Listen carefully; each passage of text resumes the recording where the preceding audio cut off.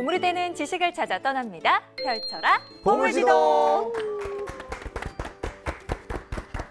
네, 우리가 이제는 더 이상 한의학 낯설지가 않습니다. 또 한번 경험해봤기 때문에 한의학 하면 무엇이 떠오르나요? 라는 질문 네. 좀 마음 편하게 물어볼 수 있을 것 같아요. 마음이 편한가 봐요, 이제. 우리 한번 공부해봤잖아요. 우리 배운 게 많아가지고 네. 뭐 이제 한약 하면 뭐 K-메디 그냥 바로 떠오르고 네. 네, 뭐 호준도 떠오르고 네. 공부 안 했네. 공부 안 했네. 네, 뭐 공부했어. 공부 안 했네. 우즈베키스탄도 떠오르고 우즈베키스탄. 내걸 빼야 아, 그런가요? 진짜 너무하네. 맞습니다. 여러 가지가 떠오르지만 한의학의 조예가 깊으신 이분께서는 한의학하면 어떤 걸 가장 먼저 떠올리실지 궁금해지는데요. 오늘의 선장님 바로 모셔보겠습니다. 선장님 나와주세요. 네, 안녕하세요. 와, 반갑습니다.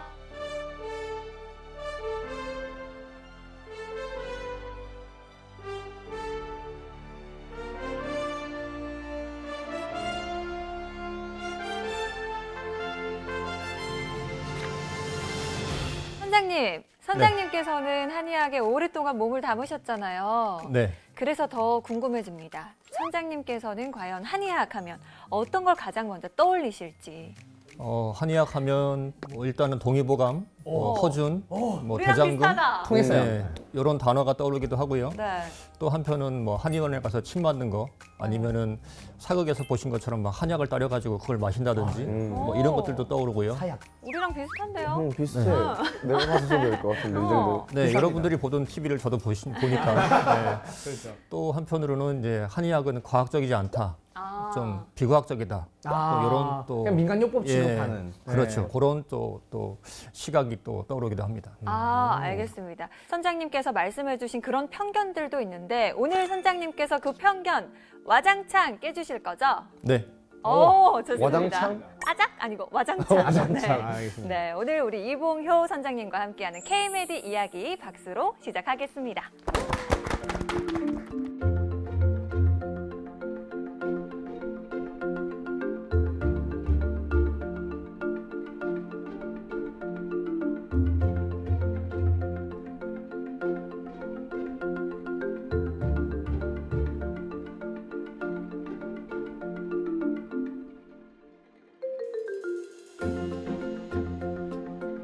먼저 제가 전공하는 분야가 경락하고 경혈인데 경락이 뭐냐면 기 에너지. 기. 오늘 기분이 어떠신가요? 좋습니다. 기분 좋으세요? 기분할 때 네. 네. 있잖아요. 그죠? 그렇죠. 나 오늘 기분이 좋아. 나 오늘 기분이 별로 안 좋은데. 요 기가 그 기예요. 전반적으로 느껴지는 그 기운의 운행 상태를 내가 마음으로 느끼는 그 정도가 그게 기분이죠. 같은 기자를 쓰는 거예요. 그 기가 아무 데로나 왔다 갔다 하나? 그게 아니고요. 기가 다니는 길이 있어요. 네. 아들이 아빠한테 아빠 비행기는 아무 데나 가는 거 아니야? 그러면 아빠가 뭐라 하겠어요? 가는 길이 있다. 항로가 있죠. 그렇죠. 네. 아들아 그런 거 같지? 그게 아니야. 비행기가 가는 길이 있어. 그 길대로만 가야 돼. 안 그러면 잘못하면 미사일 맞아. 그죠? 큰일 나죠. 기가 흐르는 길이 있다. 그렇죠. 눈에 보이는 않지만 그 길이 있어요. 사람 몸에 흐르는 기라고 하는 에너지가 있는데 이게 그냥 지 멋대로 왔다 갔다 하나? 아니고요. 가는 길이 있어요. 그 길을 뭐라고 하냐면은 경락이라고 해요. 그게 이게 바로 경락이에요.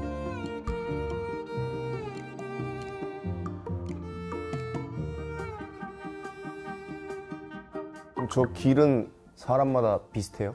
거의 다 똑같아요. 경락이 거의 다 그렇죠. 똑같다. 동서고금을 막론하고 애나 어른이나 동양이든 서양이든 다 똑같아요. 그러면 경락 마사지라고 하면 그 기가 그렇죠. 흐르는 길을 마사지 해준다는 그렇죠. 말이에요. 그래서 사람 몸에 보면은 이렇게 앞쪽, 옆쪽, 뒤쪽 사람 몸이 입체이기 때문에 네. 온몸을 다 삥 둘러서 이렇게 경락이라고 하는 기가 다니는 루트가 있어요. 네. 반드시 그 루트대로만 가야 돼요. 버스를 타는데 이거 끝나고 집에 가실 거잖아요. 요 앞에서 몇 번 버스를 타면 그거는 반드시 요 루트대로만 가야 돼요. 그렇죠. 네. 벗어나면 손님들이 동물이다. 항의해요. 왜 일로 가는데? 그죠? 그렇죠. 그렇죠. 반드시 가야 되는 길이 있어요. 각 경락마다 가야 되는 길이 있습니다. 그게 기원전 몇천 년 전에 이미 다 제시가 되어 있어요. 그래서 여기 보시면 선이 있고 각 선 위에 이렇게 점이 찍어져 있는데요. 선이 뭐냐면 경락이고 요 선 위에 꾹꾹꾹 점 찍어 놓은 게 경혈이에요. 경혈이 뭐냐면은 간이역 같은 건가요? 그렇죠. 오. 경락은 버스가 다니는 루트고요. 가다가 버스가 중간에 뭘 하죠? 정류장. 정거장대 가면서 서요. 네. 그러면 정거장가 서면은 무슨 일이 생겨요? 사람이 문이 다닙니다. 열리고 사람들이 타고 내리고 막 그래요. 네. 그러면 버스가 가다가 중간중간 서는 정거장이 경혈점이고요. 우리가 흔히 혈자리라고 부르는 것이 경혈점이에요. 네. 경락 선상에 분포되어 있어요. 오. 정거장에서 버스를 기다리는 사람들이 뭐겠어요? 기예요. 기 에너지. 요 경락 선상에는 어디든지 기가 흘러다니는데 어디가 경혈점을 정확하게 찾아서 건드렸을 때 더 많은 기를 건드릴 수 있어요. 그러면은 경락 중에서도 경혈을 눌러야 더 효과가 그렇죠. 있는 거예요? 그래서 경혈점을 정확하게 찾아서 건드리는 게 그 한의사의 실력이죠. 그 점을 찾아서 부셔야 되는구나. 그렇죠. 파괴시키자. 음. 경혈을 파괴하자. 파괴하는 게 아니라 건드리는 거예요. 네. 작은 파괴하면 안 돼요. 알겠습니다. 정류소 부수지 마세요. 네. 너무 많이 모여 있으면 흩어지고 또 너무 천천히 가면 빨리 하라고 테크닉을 써가지고 빨리 보내주고 이렇게 하는 게 침치료입니다. 그러면은 궁금한 게 한의사분들은 경혈점을 만져보면 이 사람이 뭉치거나 이런 게 경혈에서 느껴지는 거예요? 경혈을 만져봤을 때 이 사람이 지금 어디가 아파서 나한테 왔는데 이 사람 아픈 거하고 요 경혈점하고 관련이 있구나 없구나 하는 거를 대충 알 수가 있어요. 연관성을 알 수가 있다. 그렇죠. 오.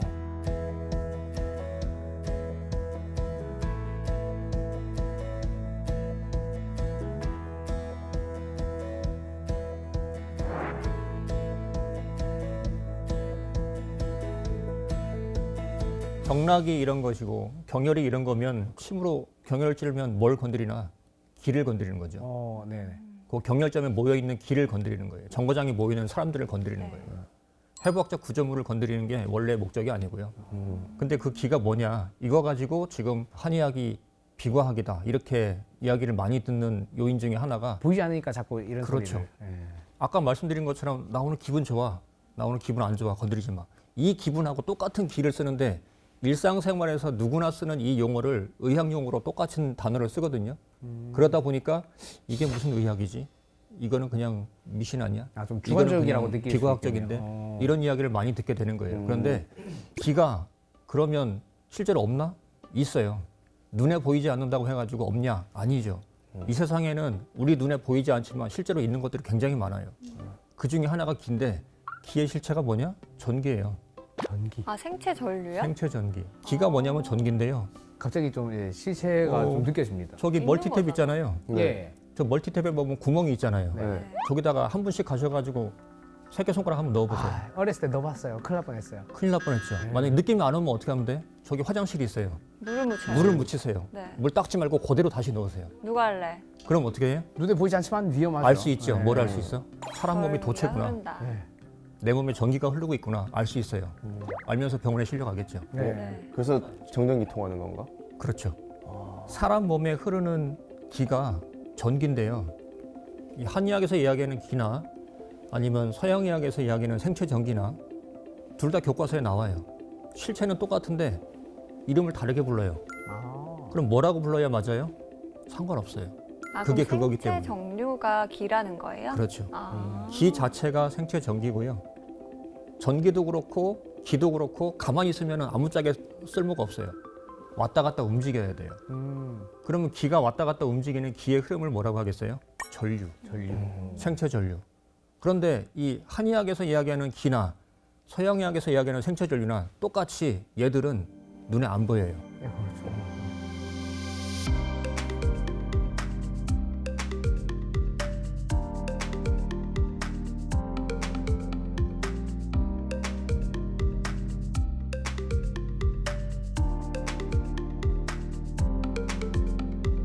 참고로 말씀드리면 이 선, 경락이 몇 개가 있냐면 20개가 있어요. 20개밖에 없어요? 모든 사람 몸에는 경락선이 20개 선이 있어요. 큰 줄기를 말하는 거죠. 그렇죠. 그리고 이 20개 경락선에 분포되어 있는 이 점들, 경혈점들 다 합치면 361개가 있어요. 그럼 361개가 다 어디 있는지 아시는 거예요? 그렇죠. 그걸 다 알아야지 저한테 수업을 들은 학생들이 다음 학년으로 진급을 할 수 있어요. 그러면 궁금한 게 있습니다, 선생님. 네. 그럼 만약에 제가 지금 간이 너무 안 좋아요. 네. 이렇게 온 환자예요. 그러면 간이라는 오장육부와 관련된 경혈에 뭐 침이나 이런 치료를 해서 네. 그러면은 그 자극이 경락을 따라서 그 오장육부에 효과를 주는 건가요? 그렇죠. 아, 진단적인 기능도 있고요. 네. 치료적인 기능도 있는데요. 무슨 얘기냐면 내 몸에 몸속에서 무슨 일이 생기고 있구나 하는 걸 짐작할 수가 있어요. 뭘 가지고? 체표에서 나타나는 이상한 반응을 보고. 막 가려워요. 환자가 왔는데 막 가려워. 막 긁고 있어요. 근데 가만히 보니까 특정 부위만 긁고 있어요. 네. 여기 보니까 대장에 속하는 경락이 지나가는데 아, 딴 데는 안 긁어. 여기만 긁어. 너 왜 그러니? 가려워요. 너 언제부터 그러는데? 사람이 원래 그런 거 아니에요? 그럼 무슨 말이에요? 오래됐다는 얘기죠? 네. 가만히 보니까 다른 데는 안 긁는데 여기만 긁고 있어요. 피부가 막 껍데기에 벗겨져요. 그러면 이 사람은 뭐겠어요? 대장 경락이 건조한 사람이에요. 아, 근데 경락을 언제부터? 통해서 오래됐다고 그랬잖아요. 네. 그러면 대장 경락이 이렇게 건조한 걸 보니까 얘는 뭐겠어요? 대장이 건조한 사람이에요. 변비다. 그렇죠. 안성, 예. 그러면 이제 딱 우리는 캐치를 하는 거죠. 물어봐요. 너 혹시 똥 눌 때 피 안 나오니? 너 혹시 항문에 건질건질한 거 없어? 가렵지 않니? 어떻게 알았겠어요? 이거 보고 알았죠. 그러니까 이 경락의 위치로 이제 병변 부위를 유추할 수 있다. 그렇죠.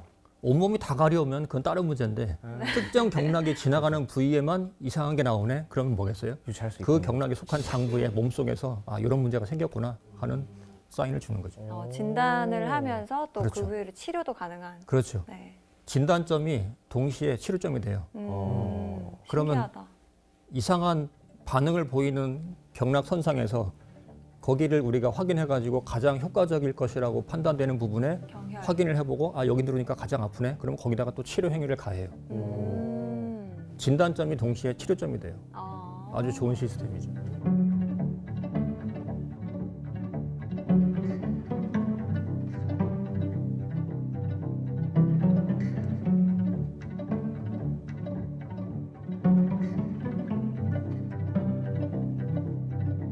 사람 몸에 전기가 흐른다고 했잖아요. 네. 네. 침을 찔러가지고 건드리는 게 기를 건드리는데 그 기가 전기라고 했잖아요. 네. 그럼 만약에 이 환자한테 침을 놨어. 타이머를 맞췄어. 이 환자 내 친구 엄마인데 좀 잘해주고 싶어. 근데 환자 보니까 체격이 아주 좋아. 자극을 좀 세게 해줘도 환자가 충분히 받아낼 수 있을 것 같아요. 그럼 뭐 하겠어요? 이 환자의 몸에다가 침을 찔렀는데 이 침을 가만 놔두는 게 아니라 테크닉을 써요. 옆에 환자들이 나는 왜 안 해주고 그 사람한테만 자꾸 있어요? 그러면 알았어요, 갈게요 해놓고 뭐 하겠어요? 전기를 걸어요. 자극을 더 세게. 그걸로 자극을 줄 수 있군요. 그렇죠. 더 센 자극을 가하기 위해서 침 놓고 전기를 흘려요. 이런 경우도 있고요. 또 전침을 우리가 이제 침 놓고 전기를 흘리는 거를 줄여서 전침이라고 말을 하는데 네. 이 전침을 많이 쓰는 경우가 이렇게 강자극을 주기 위해서 쓰는 경우도 있고요. 또 하나는 이제 마비된 쪽에 예를 들어서 다쳤거나 아니면 뭐 중풍 같은 경우 한쪽 팔다리가 마비되는 경우 있죠. 네. 그럴 때 재활운동 치료도 하시지만 이런 분들이 병원이나 한의원 같은 데서 침 맞을 때 마비된 쪽에다가 전기를 흘려요.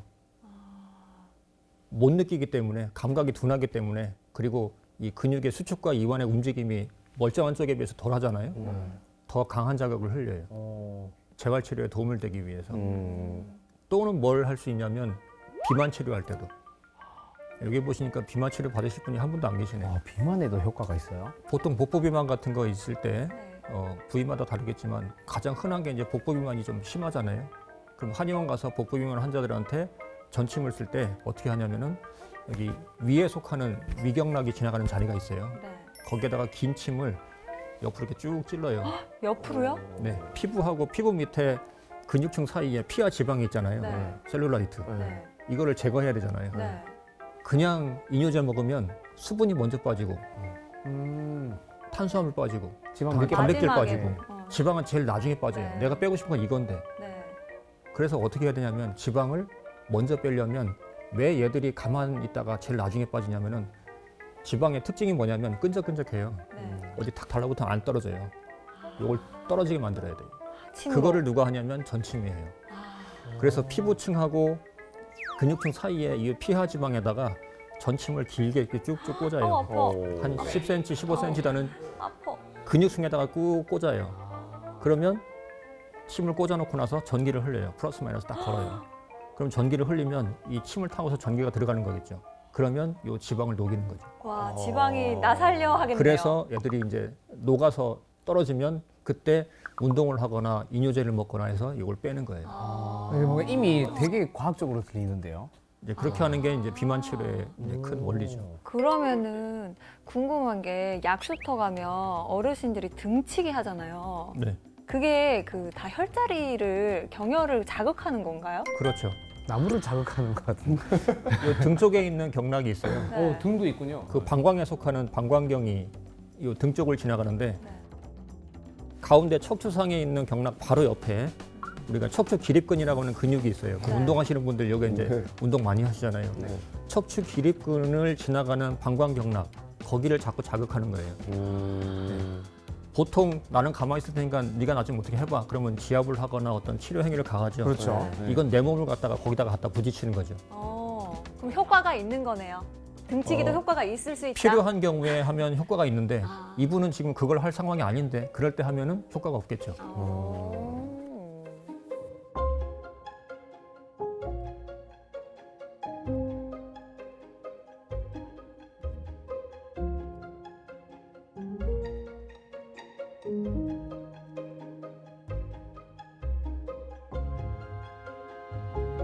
이거는 이제 팔다리에 침 맞았을 때 또는 몸통에 침 맞았을 때 뇌에다가 영향을 줄 수 있다는 걸 보여주는 하나의 예인데 뇌를 MRI 사진을 찍은 건데 여기 보시면 이제 뇌에 이렇게 양성 종양이 생겼어요. 사람 몸은 대칭이 돼야 돼요. 뇌도 대칭이 돼야 돼요. MRI 사진을 찍으면 이쪽 부분하고 이쪽 부분하고 여기는 검은 게 있네, 여기도 까만 게 있네, 괜찮아요. 정상이에요. 여기는 하얀데 여기는 좀 하얗네, 괜찮아, 정상이야. 완전히 대칭이 된다면. 원래 그런 거예요, 사람이. 근데 여기는 하얀 게 있는데 여기는 하얀 게 없어. 이거 병이에요. 대칭이 안 되죠? 그럼 이쪽은 있는데 왜 이쪽이 없지? 얘는 없어야 될 게 생겼다는 얘기잖아요. 이거 병이에요. 여기 보시면 종양이 있잖아요. 근데 치료 전에 종양 사이즈가 치료 후에 이렇게 좀 작아졌어요. 이분이 사실은 양방대학병원에서 1년 이상 살 수 없다고 이제 판정을 받으신 분인데 저희가 몇 년간 이렇게 추적 조사를 했던 케이스예요. 그러니까 이런 식으로 팔다리에 또는 몸통에다가 침을 맞아도 뇌에다가 충분히 자극을 가할 수 있다는 거. 네, 그런 이제 이야기를 제가 드리는 거고.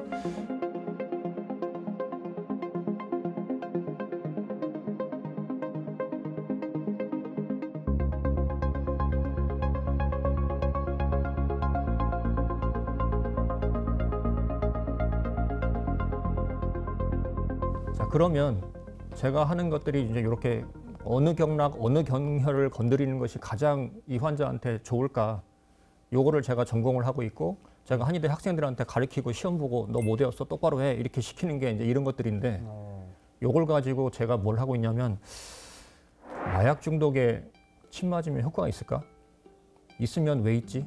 없으면 왜 없지? 이거를 이제 연구를 하고 있는데 궁금해요. 마약 중독과 침이 연관이 가능하나요? 예, 굉장히 이거 하는 분들이 드문데 예, 제가 이걸 지금 한 20년 가까이 해오고 있습니다. 저 그러면 침으로 기분을 어느 정도 조절할 수도 있다는 말인가요? 그것도 가능합니다. 예, 약도 있고 침도 있어요.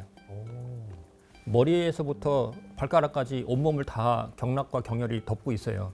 근데 그 중에서 제가 이 마약 중독 침 치료 연구하는데 주로 쓰는 경혈들은 어디 있냐면 요 팔에 있어요.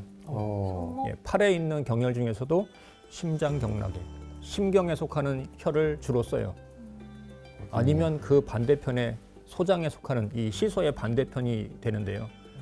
심경하고 소장경이 기능적으로 이제 시소 관계에 있어요. 그래서 심경 아니면 소장경을 주로 쓰는데 이 손목에 있는 이 혈들이 해본 것 중에서는 효과가 그래도 괜찮은 편이에요. 그러니까 마약과 관련된 실험을 할 때 말씀하시는 거죠? 맞습니다. 마약 중독 모델을 네.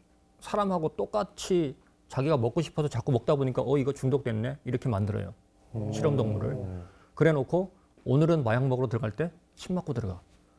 그럼 어제까지 요만큼 먹었던 시간당 10번을 먹었으면 오늘 침 맞고 들어가면 얘가 오늘은 적게 먹을 수 있을까? 이걸 연구하는 거죠. 만약에 적게 먹으면 왜 그렇지? 뇌에서 어떤 신경 전달의 변화가 생겼나? 이런 것들을 연구를 하는 거죠.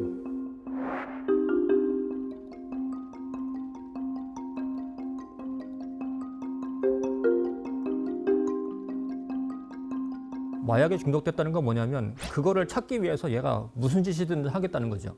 이걸 또 먹기 위해서는 엄마 아빠 필요 없고 내가 할 일이 있는데 할 일 필요 없고 무조건 이 뿅 가는 느낌을 얻기 위해서 나는 뭘 해야 되나? 이거밖에 오히려 관심이 없어요. 미쳤죠? 아니, 어떤 분이 말씀하시기에 그 마약에 중독된 상태가 급동, 급응가의 맞습니다. 상태랑 같대요. 너무 그러니까 급해서. 지금 너무 급한 그게 신호가 오면 그렇죠. 다 비켜 하고 지금 가야 되잖아요. 그렇죠. 이거를 뿅 가는 느낌을 얻기 위해서는 무슨 돈을 써도 되고 사람을 찌르든지 뭘 하든지 상관없어요. 요것만 하면은. 극단적이네요. 진짜. 그러니까 완전히 미친 거죠. 판단을 잃어버려요. 자기 스스로 통제를 할 수가 없어요. 이게 이제 마약에 중독된 경우에 뇌에서 일어나는 변화인데 그러면 침 맞으면 이 뇌에서도 반응이 바뀌나? 바뀝니다. 왜 팔다리에 침 맞았는데 뇌가 바뀌지? 손을 못 쓰게 침을 놔버리나? 아예 마약에 손을 못 대게 손이 못 이걸 움직이게 못 하는 잡게. 그런 건가요? 그건 치료가 아니고 감금이죠. 네, 물론 그렇게 치료하는 경우도 물론 필요한 경우에는 해야 될 수도 있겠지만 제가 말씀드리는 거는 우리 몸에 보면 신경이 있잖아요. 네. 침이 건드리는 게 기라고 했는데 기가 전기라고 그랬잖아요. 네. 사람 몸에서 전기가 흘러다니는 루트가 어디겠어요? 신경계. 신경이거든요. 팔다리에다가 침 맞았는데 왜 뇌에서 변화를 일으킬까? 경혈점에다가 침을 놓고 나면 침 자극이 신경을 타고서 뇌로 가는데 중간에 척수신경을 타고 가요. 팔다리에서 척수를 거쳐가지고 뇌로 들어가요. 아 그러니까 이게 말초에 자극을 줘서 중추로 가는 거군요. 그렇죠. 아, 마약에 중독된 이 실험 동물들을 보면 뇌에서 정상적으로 일어나야 되는 신경 전달이 깨져가지고 얘는 왜 이렇게 향진돼 있지? 얘는 왜 죽어 있지? 이런 게 생겨요. 얘가 얘를 억제성 신경이 흥분성 신경을 갖다가 이렇게 붙잡아야 되는데 브레이크가 안 걸려요. 그럼 브레이크 안 걸리면 이제 가다가 사고 나잖아요. 네. 오로지 이거에 미쳐가지고 내 스스로 통제가 안 되는 그런 동물들한테서 보면 이렇게 억제성 신경의 기능이 죽어 있고요. 흥분성 신경이 오버돼가지고 그러니까 얘는 이거에 미쳐가지고 아무것도 안 보이는 거죠. 아, 도파민만 막 나오는 거. 오 도파민 예 최고. 도파민 중독자들 여기 많습니다. 물론 길 가다가 돈 줬으면 기분 좋고 그럴 때도 도파민 나와요. 뭐 그럴 수 있어요. 하지만 약 먹어서 생기는 도파민은 이 세상에서 그만한 쾌감을 주는 도파민 흥분이 그렇게 별로 없어요. 그러니까 이거를 또 얻기 위해서 뭐든지 할 수 있는 거죠. 그럴 때 팔다리에 침 맞으면 척수를 통해서 뇌로 전달됐다가 뇌에서 불균형이 초래된 신경 전달의 요 역학관계를 균형을 맞춰줘요. 억제성 신경을 강화시켜주고 지나치게 이제 업돼 있는 흥분성 신경을 가라앉혀주고. 요게 이제 이때까지 제가 연구한 거를 가지고 말씀드리면 침 치료가 뇌에서 하는 일이에요. 마약 중독 상태에서.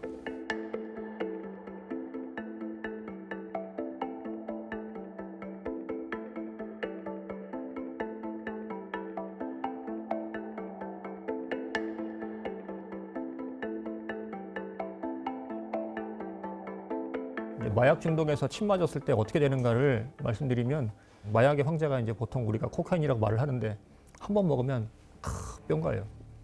저도 안 해봤지만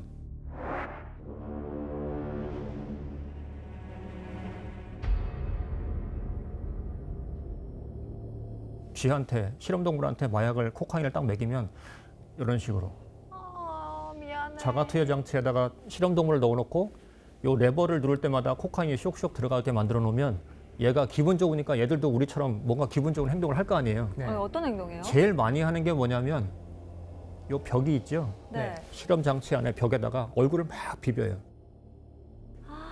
기분이 좋아서. 기분 좋아서. 이 쾌감을 갖다가 어떻게 표현해야 되는데 어떻게 할 수가 없어요. 그럼 어떻게? 얼굴을 막 비벼요. 그러면 어떻게 되냐면 여기가 막 쓰라리겠죠. 네. 얼굴을 비볐으니까. 그 정도로 그렇죠. 비벼요? 실험이 끝나고 이제 쥐를 꺼내려고 가서 딱 보잖아요. 얼굴이 거의 80% 90%가 피투성이에요.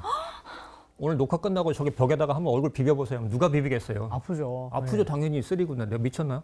근데 미쳤기 때문에 비벼요. 아픈 줄도 모르고 그냥 행복해서 그렇죠. 그냥.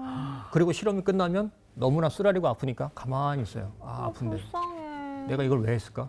근데 내일 저기 들어가면 또 해요.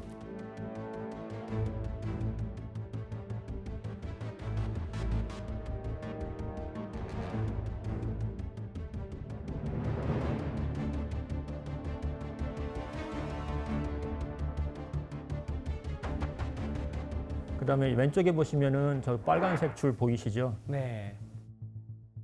코카인을 먹었을 때 기분 좋으니까 얘가 정해진 구역 안에서 막 그렇게 막 화닥닥거리면서 막 움직이는데 이 움직이는 정도를 비디오 카메라로 찍어가지고 요걸 다 저렇게 빨간 줄로 표시를 해놓은 거예요. 근데 예, 침 맞으면 빨간 줄이 좀 옅어졌죠. 네. 얘가 좀 어느 정도 진정이 됐구나 하는 뜻이에요. 자, 이런 식으로 코카인을 먹었을 때 흥분되는 거를 이제 침을 맞으면 침이 코카인의 흥분성을 가라앉힌다는 거고요. 또 막 기분 좋으니까 애들이 막 화닥닥 움직이거든요. 이 움직이는 게 이제 좀 가라앉는 거죠.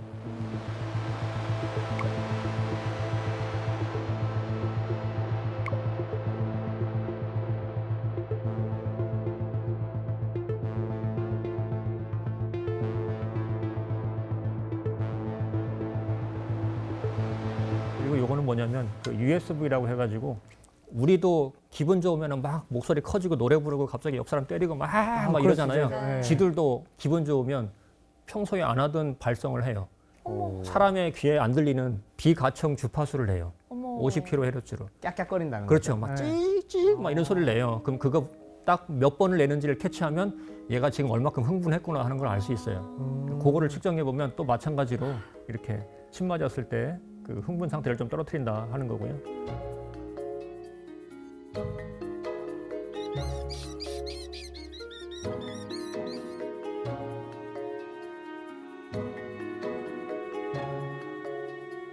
막 열심히 먹고 있는 걸 갖다가 한 2주나 3주 정도를 트레이닝을 시킨 다음에 아, 요거 누르니까 뿅 가는구나 하는 거를 자가투여를 애들이 인식을 하게 만들고 나서 확실히 얘는 중독됐네? 그러면 일주일 동안 금단을 시켜요. 네. 어떻게 하냐면 이제 코카인 대신에 생리식염수로 바꿔치기를 해요. 아. 그럼 눌러도 뿅 가는 게 없으니까 네.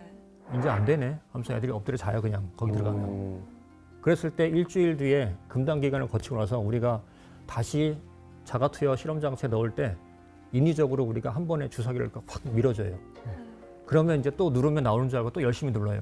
아, 진짜요? 그래가지고 얼만큼 누르는가 요걸 가지고 얘가 금단 중에 다시 마약을 했을 때 재발에 빠질 위험이 얼마나 되는가를 판단해요. 아, 그 마약을 다시 시도하는 걸 그렇게 그렇죠. 실험을 하는군요. 수치화하려면 그 그렇죠. 숫자를 세는 거군요. 눌러봤자 생리식염수기 때문에 뿅 가는 건 없지만 들어갈 때 한 번 중간만 가지고 누르면 또 나오는 줄 알고 얘는 막 갈망을 하는 거예요. 그 갈망하는 수치가 이제 요 그래프고요. 그거를 이제 침을 맞으면 이 침이 갈망의 정도를 좀 떨어뜨릴 수 있다 하는 거고요. 아.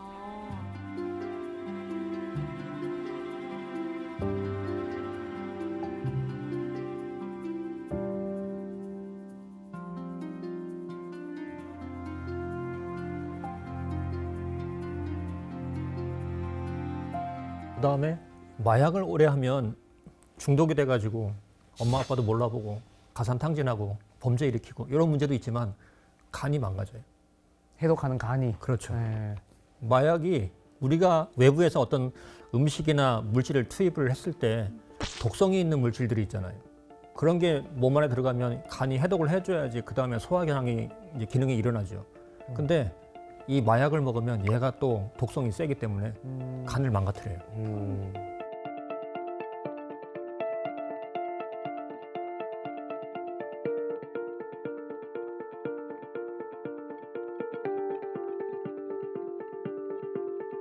그래서 몰핀을 계속 2주간 주다가 금단을 시켜놓고 그 다음에 몰핀만 가지고는 조금 간 손상이 안 일어날 수도 있다. 몰핀이 마약 중에서는 좀 약한 거기 때문에. 그러니까 진통제로 쓰죠.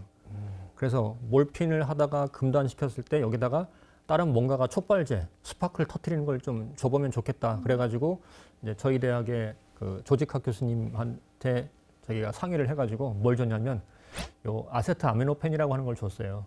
그게 뭐냐면 우리가 이제 흔히 소염 진통제로 많이 쓰는 그 약물들 있죠.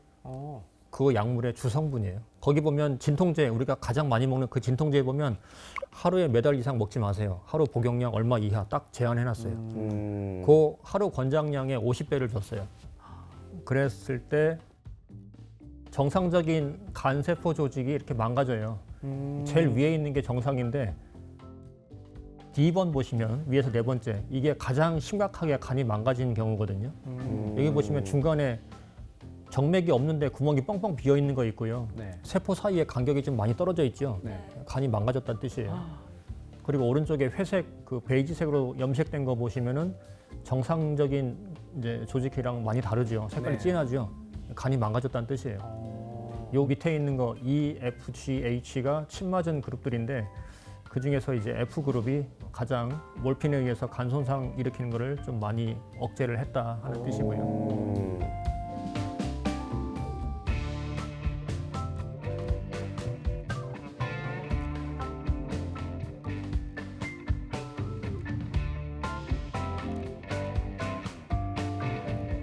또 간이 망가지면 우리가 간이 하는 일이 소화도 시켜야 되고 해독도 시켜야 되는데 또 뭐가 있냐면 면역 기능.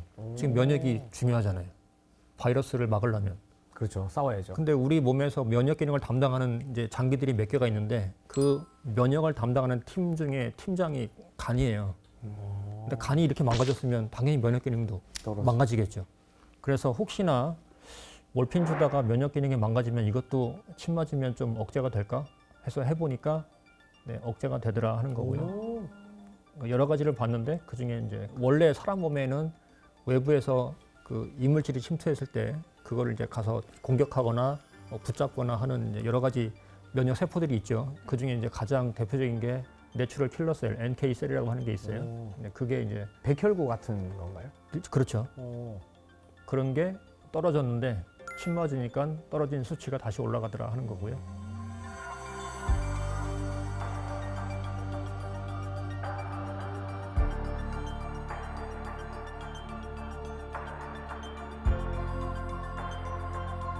제가 주로 하는 게 내성이에요.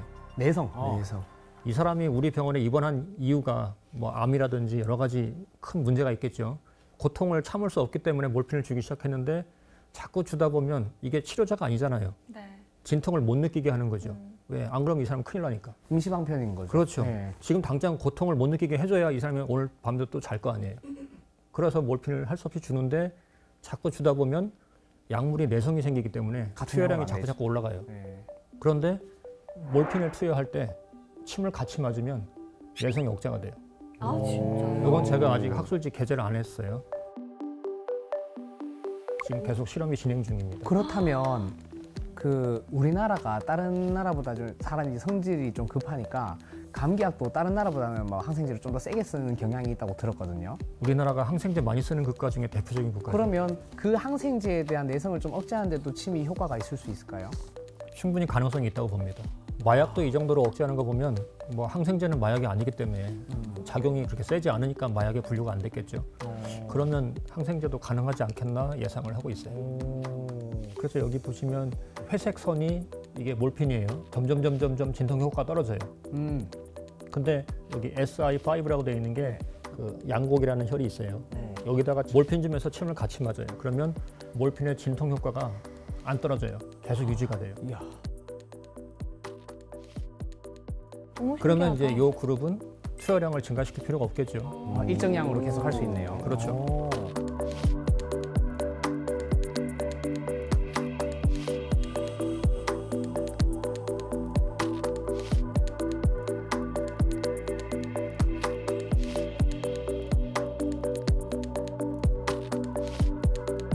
그다음에 알코올. 마트 가면 살 수 있지만 이것도 남용성 약물이에요. 범죄를 뭐 일으키거나 그렇게 의존성이 심각하거나 그 정도가 아니기 때문에 이제 팔게 놔두지만 알코올이나 니코틴도 남용성 약물인 건 맞아요. 어느 정도 레벨에 올라가면 통제가 안 돼요. 상대적으로 다른 거에 비해 좀 약할 뿐이지 그렇죠. 많으면 위험하다. 그렇죠. 이것도 침을 맞으면 그 알코올을 또 먹고 싶어하는 갈망을 낮춘다는 건데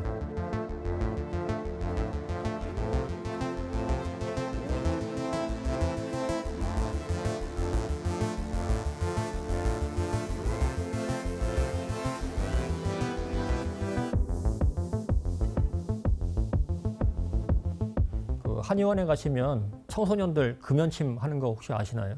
금연침. 네. 담배 피고 싶은데 아, 선생님한테 걸리면 안 되고 이거 피고 싶은데 피면 안 되는데 어떡하지? 이런 애들. 그런 것처럼 금주침도 있어요. 식욕 억제침도 있고요. 묻지마 먹어 있잖아요. 섭식장애. 네. 너 왜 먹어? 몰라 묻지마 그냥 먹어. 이거 병이거든요. 이런 것들도 나다. 나도 모르게 통제할 수 없는 그 식욕에 대한 그 네. 주체할 수 없는 식욕을 억제하는 침도 있어요. 그러니까 이런 식으로 놔주세요, 네? 선생님. 필요 없을 것 같은데. 침을 안 가져왔어요.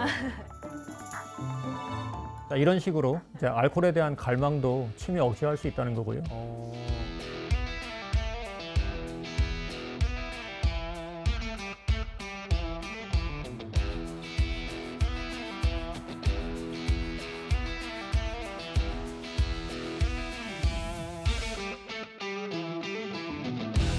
마약 말고도 또 침을 맞았을 때 효과가 있다는 게 과학적으로 입증된 게 또 뭐 있는가 굉장히 많은데 또 보여드리고 싶은 거는 대장암이에요. 암에. 지금 한국이 그 식생활이 생활 패턴이 서양화되면서 급격하게 증가하는 암들이 몇 개 있잖아요. 뭐 폐암도 있고 대장암도 있고 뭐 몇 가지가 있는데 그 중에 아주 압도적인 게 대장암이에요.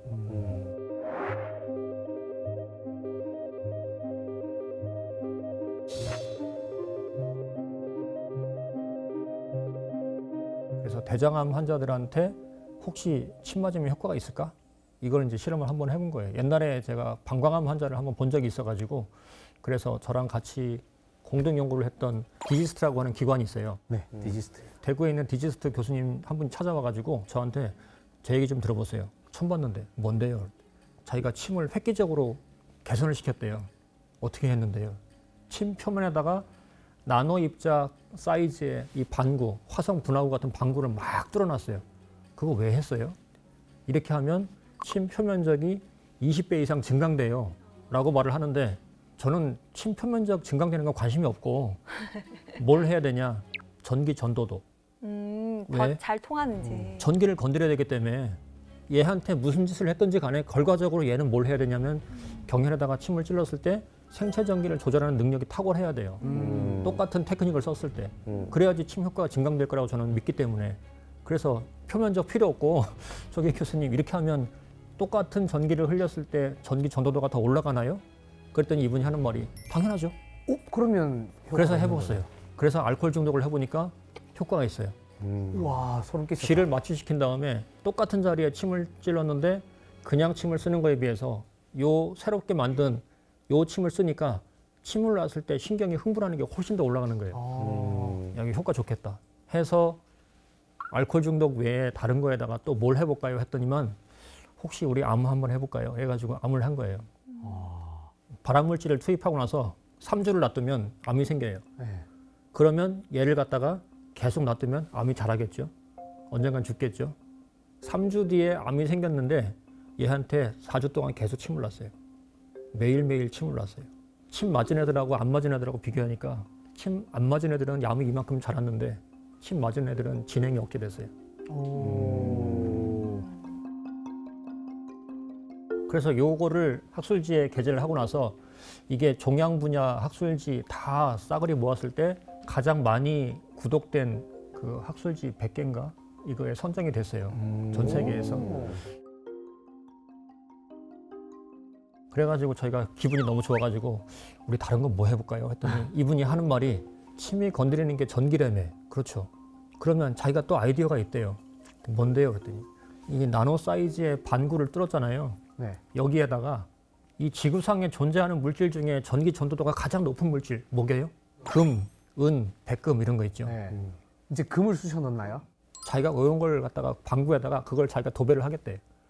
그래서 이거 한번 해보재. 해봤어요. 효과가 더 좋아요. 이야. 그래서 저는 금은 이제 더 비싸지겠네요. 그거를 상용화하면 이제 침 맞는 저 비용이 좀 올라가겠죠. 그럼 돈 없으면 침도 못 맞겠는데요? 건강보험이 있잖아요. 와.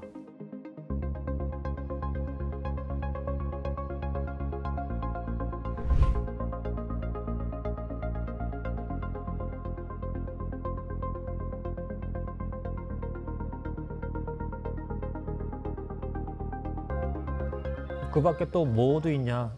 아다. 자금정. 전통 한약 자금정에 마약 중독 억제 효능이 있다는 것이 과학적으로 입증됐습니다. 마약을 투여한 쥐에 이번에는 자금정을 복용시키자 이동 거리를 나타내는 붉은색이 눈에 띄게 옅어집니다. 마약 중독 억제 효과를 확인해 SCI급 국제학술지 통합의학연구에 발표했습니다. 예, 제가 가장 최근에 한 게 이제 이거죠. 저 자금정 처방이 5가지 한약재가 들어가는데 자금정의 별명이 만병해독단이에요. 모든 병에서 해독이 필요한 경우에는 이걸 쓰면 된다 이런 뜻이에요. 그 만병해독단 자금정을 갖다가 그 외부에서 의뢰를 받았어요. 이것 좀 어떻게 효과가 있는지 한번 연구를 좀 해달라. 그래서 저희 대학의 다른 교수님이 약물 전공하는 교수님이 있는데 그분이 실험을 해보니까 간 섬유화가 좀 억제되더라. 이런 게 있어요. 그래서 아까 마약을 투여했을 때 간 조직이 망가지는 거 봤잖아요. 그럼 간이 망가지는 걸 억제했으면 혹시 마약에도 얘가 효과가 있겠나 싶어가지고 실험을 한번 해봤을 때 이제 메스암페타민, 그 필로폰 그걸 주고 나서 얘가 얼마나 흥분하는 걸 측정한 다음에 마약을 주고 나서 자금정을 투여하니까 이게 억제가 돼요. 이야. 그리고 또 재미있는 게 한의원 가면 약도 먹고 침도 맞고 같이 하잖아요. 네. 혹시 약 먹었는데 여기다가 침 맞으면 효과가 더 좋아질까? 해보니까 더 좋아지는 거죠. 시너지 효과가 있는 거죠. 너무 신기한데요. 이거 말고도 제가 지금 말씀드린 거는 굉장히 빙산의 일각이고요. 굉장히 다양한 분야, 다양한 질환에서 침이 이렇게 하니까 효과 있더라 하는 것들을 이제 과학적으로 연구를 하고 있는데 아직 연구된 것이 앞으로 해야 될 것에 비하면 또 빙산의 일각이에요. 그렇죠. 엄청 많을 것 같아요. 네, 굉장히 많습니다. 그래서 한의학은 비과학이 아니고 지금 과학적인 방법으로 연구를 이제 하고 있는 단계이지 밝혀지지 않은 것들이 굉장히 많아요. 미과학이죠. 정확하게 말하면 아직 과학화되지 않은 미과학이지 비과학은 아니에요. 해보니까 과학적으로 진짜 그렇네 하는 것들이 확인되는 게 굉장히 많기 때문에 그래서 진짜 한의학이야말로 이제 보물섬이 아닌가.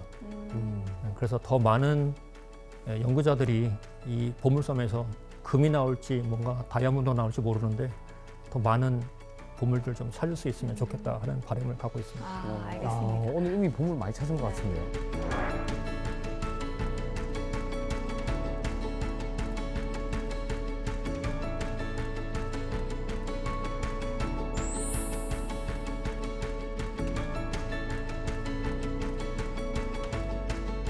앞으로 더 바빠지실 것 같아요, 선장님께서. 하실 일이 많으실 것 같다는 생각이 드는데 보면서 저는 또 궁금했던 게 특히 마약 치료에 관해서 한의학 이야기를 해주셨잖아요.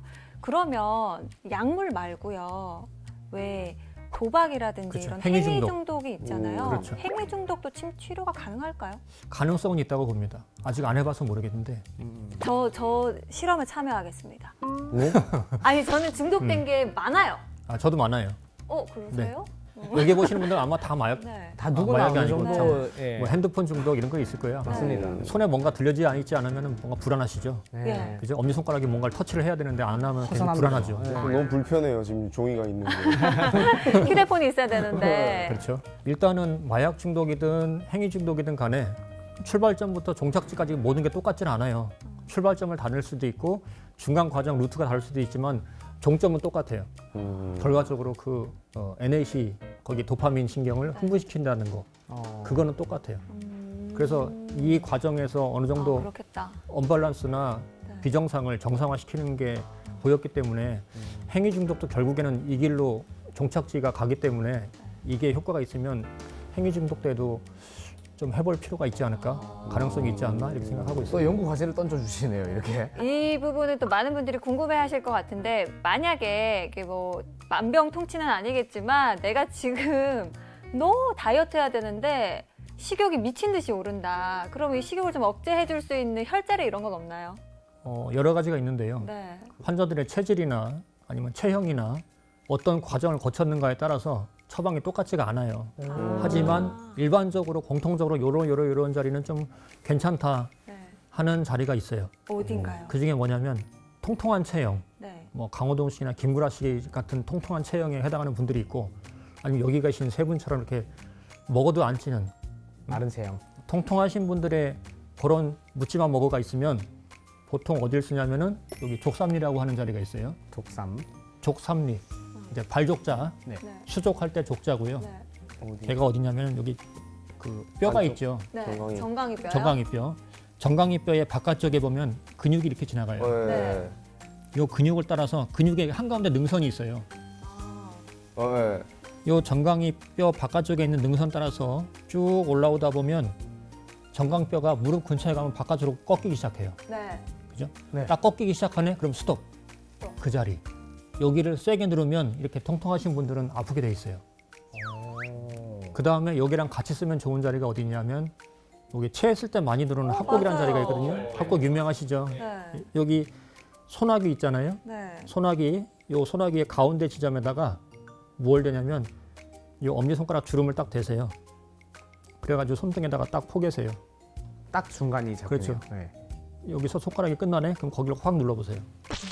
그러면 잘 체하는 사람이나 아니면 뭐 대변이 시원치 않은 사람들 하여튼 뱃속에서 위장에서 소화시키고 내려보내는 게 좀 잘 안 되네? 그러면 여기 들으면 아프게 돼 있어요. 지금 스튜디오에 있는 모든 사람들이 다 여기를 누르고 있습니다. 근데 우리 같은 유재석 씨나 이윤석 씨 같은 그 질 나쁜 돼지들은 더 좋은 자리가 따로 있어요. 오. 어디냐면은 정강뼈 안쪽, 안쪽. 뼈 뒤쪽 라인, 뼈랑 근육 사이를 네. 만지면서 쭉 올라오면 마찬가지로 무릎 가까이 가면 얘가 뒤로 꺾여요. 네. 그죠? 꺾이기 시작할 때 딱 스톱. 거기서 뼈랑 근육 사이를 꾹 쑤셔보세요. 여기가 더 여기다. 좋아요. 아. 네, 여기가 음릉천이라고 하는 자리인데 네. 이렇게 마른 체형 사람들한테 뭐가 많냐면 과식하시잖아요. 네. 네. 많이 먹고 나면 더부룩해, 힘들어. 더부룩할 때. 한숨 자고 싶고 점심 먹고 나면 노곤하고 한숨 자고 싶고 이런 게 있어요. 아니면 차 타면 멀미 잘하는 사람. 저요.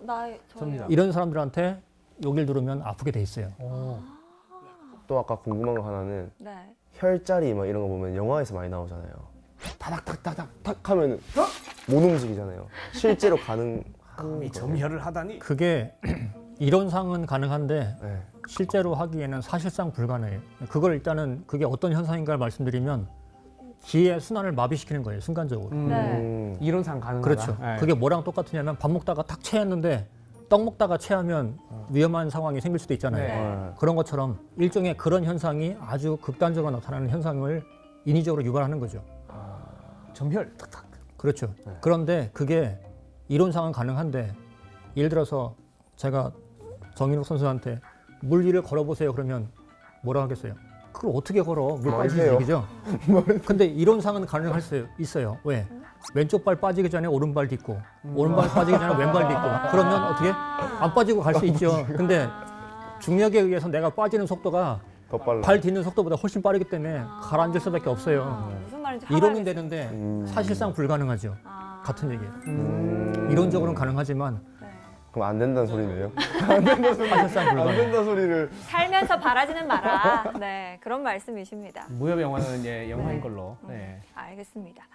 한의학이 과학적이라는 게 점점 더 널리 알려지고 있는데요. 그렇다면 선생님께서는 K-메디의 세계화를 위해서 어떤 부분이 좀 더 개선되면 좋겠다 하는 바람이 있을까요?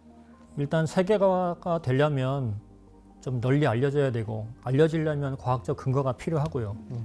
그러려면 아직 밝혀지지 않은 빙산의 일각의 나머지 부분을 밝혀야 되겠죠. 보물섬에서 찾지 못한 보물들을 캐내야 되는데 그러려면 더 많은 연구 인력과 더 많은 연구비와 많은 기간이 필요해요. 좀 그게 턱없이 부족하기 때문에 아직까지도 뭐 한의학은 과학이 아니니 뭐 이런 얘기를 많이 네. 듣고 있는 것 같아요. 그래서 이런 부분이 좀 많이 이루어지면 좋겠다. 더 많은 사람들이 이 한의학을 좀 과학적으로 입증하는데 더 달려들면 좋겠다. 이런 소망이 있습니다. 지원 좀 해주세요. 네. 네, 오늘 K-메디의 과학 이야기 나눠봤는데요. 그렇다면 오늘 이야기의 선장님의 한마디 정리가 궁금합니다. 한의학은 이미 수천 년 전부터 임상시험을 해왔던 의학이라고 말씀드릴 수 있고 그 많은 그 사람을 대상으로 했던 시술 정보가 책을 통해서 경험을 통해서 전해지고 있는데 그게 지금 현대 의학이 추구하고 있는 그런 과학적인 방법으로 검증된 부분이 너무 부족하기 때문에 그래서 비과학이 아닌가 이런 얘기를 듣고 있는데요. 밝혀지지 않은 것이지 밝혀보니까 과학이 아니네 이런 얘기가 아닙니다. 그래서 앞으로 이 빙산의 일각밖에 안 되는 밝혀진 부분을 제외하고 이 일각 밑에 있는 그 큰 보물을 우리가 더 많이 탐험을 해서 과연 금이 있을지 은이 있을지 또는 다이아몬드가 있을지를 앞으로 무궁무진한 세계를 더 많이 탐험할 수 있기를 소망합니다.